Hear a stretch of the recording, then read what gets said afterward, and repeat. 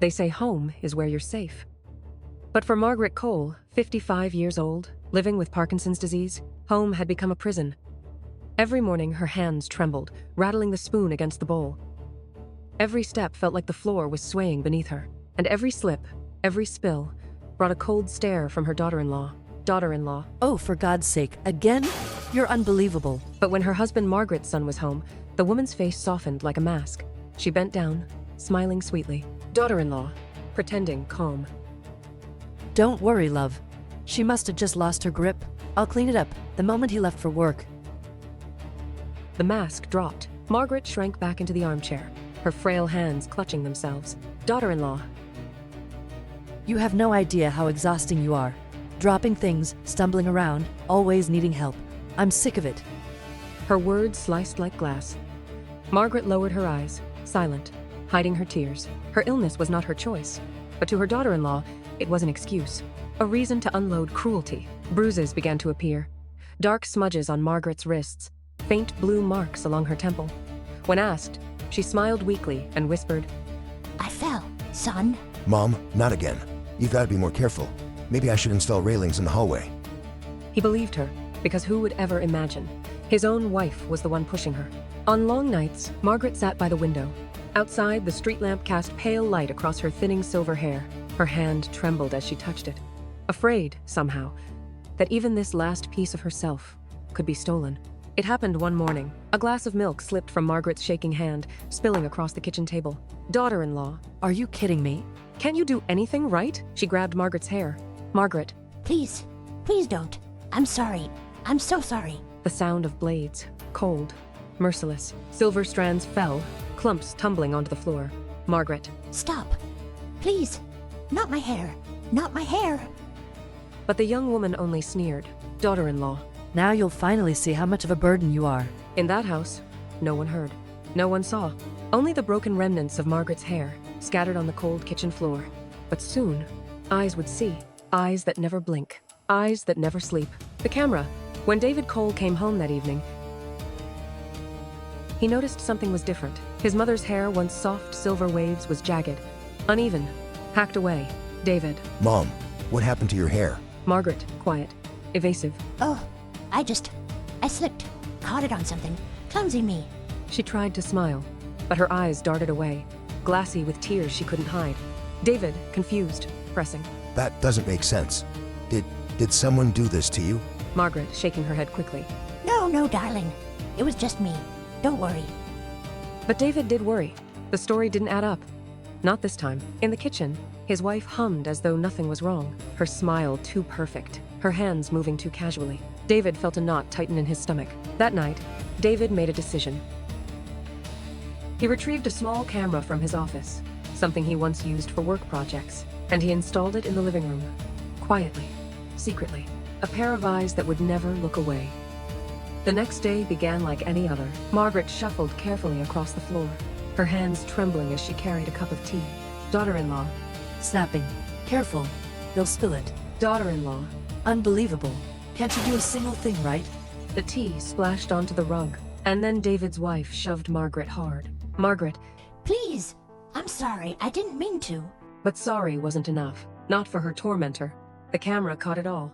Every shove, every cruel word, even the glint of scissors flashing in the kitchen light as more strands of Margaret's hair were cut away. That evening, David returned from work. His wife greeted him at the door with a practiced smile. Daughter-in-law. Hi, honey. Long day? Dinner's almost ready. But David's eyes drifted to his mother, her shoulders hunched, her hair patchy, her eyes hollow, and the knot in his stomach twisted into something darker. When the house finally slept, David turned on his laptop. He clicked the hidden file, and then he watched, his face drained of color, his jaw clenched. Every frame burned into him like fire. The bruises weren't from falls. The hair wasn't cut by accident. It was all true. His wife, the woman he trusted, was a monster. David closed the laptop slowly. In that moment, something inside him snapped. He wasn't just a son anymore. He was a protector. And tomorrow, he would make her pay. The next morning, David's house no longer felt like a home. Every sound seemed sharper, every glance heavier. His wife hummed in the kitchen, frying eggs as though nothing had changed. But David's eyes never left her. David. Can we talk? In the living room. Daughter-in-law. Of course, love. Just let me finish breakfast. David. Now. Margaret sat quietly on the sofa, eyes lowered, as though she knew what was coming. David placed his laptop on the coffee table, opened the file, and pressed play. The room filled with her own voice, her own cruelty, played back, undeniable, frame by frame. Daughter-in-law. Wait, no. This isn't what it looks like. He's append proprietor of the rations and hounds. David, isn't what it looks like? That's my mother you're shoving. That's her hair you're hacking off. Daughter-in-law. She's clumsy. She makes such a mess. I lost my temper just once. Her excuses collapsed against the weight of truth. David's jaw was tight. His hands shook, not from doubt, but from rage. David? You lied to me. You hurt her. You humiliated her. Do you know what you've done? Daughter-in-law. She's a burden. You think I should spend my life cleaning up after your sick mother? The words were venom, and Margaret flinched as though struck again. David stood tall. For a moment, the room was frozen, until he moved toward the cabinet in the corner. He pulled something out, a pair of clippers. The sound filled the room like thunder. Daughter-in-law. What are you doing? David. You humiliated her. Stripped her dignity. Now, it's your turn. He forced her down into the chair, pressing the cape around her neck with unflinching hands. Margaret sat frozen, trembling, watching in silence. Daughter-in-law. David, please, I didn't mean it. I can change, I swear. David. No more lies. No more masks. The clippers tore through her glossy brown locks, shaving a raw path straight down the middle. Hair fell in heaps around her shoulders, scattering across the floor like broken promises. Daughter-in-law. No, stop. Please, not my hair. You can't do this. But David's face was stone. Each pass of the clippers was justice. Each strip of bare scalp was retribution. She wept as her beauty crumbled. She begged as her pride disappeared. And still, the clippers roared on, until nothing remained but bare, pale skin, shining under the cruel morning light. David. Now you know what humiliation feels like. Margaret's daughter-in-law raised trembling hands to her scalp, her eyes wide in horror. The room stank of burnt hair and justice, but this was only the beginning. Because punishment was one thing, but consequences? They were still coming. The clippers fell silent. The room was still except for the sound of muffled sobs. Margaret's daughter-in-law sat slumped in the chair, bald and broken. Her hands shook as they brushed across her bare scalp, disbelieving, horrified. Daughter-in-law. You ruined me. David. No. You ruined yourself. His voice carried no mercy, only truth. David picked up his laptop once more, the damning footage still glowing on the screen. He stared at her trembling figure, then spoke. David. I could call the police right now. I could take this straight to court. Daughter-in-law. No, please. You can't. I'll lose everything. David. You should have thought of that before you laid a hand on my mother. Margaret sat quietly on the sofa, tears streaming down her lined cheeks. But for the first time, those tears carried something new. Relief. Her suffering had finally been seen. Her silence finally broken.